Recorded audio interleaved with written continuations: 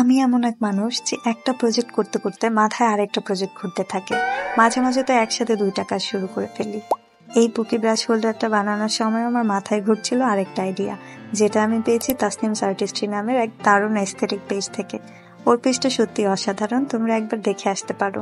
আমি ওর মতোই একটা পেগবোর্ড বানাতে চাইলাম, আর তাই এক জোড়া জুতোর বাক্স থেকে কার্ডবোর্ড কেটে নিলাম। পরের প্রসেসগুলো খুবই সিম্পল, মন দিয়ে দেখলে তোমরাও বানিয়ে নিতে পারবে নিজেদের পেগবোর্ড। দাম দিয়ে আর 2000-3000 টাকা খরচ করার কোনোই দরকার নেই।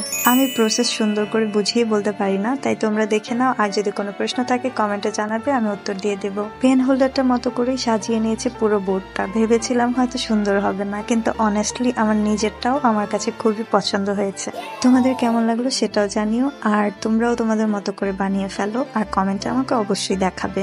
আর তোমরা যদি ভিডিওটা টিকটক অথবা ইউটিউব থেকে দেখে থাকো, তাহলে অবশ্যই আমাকে ফেসবুকে ফলো করবে, কারণ আমি ফেসবুকে বেশি অ্যাক্টিভ থাকি।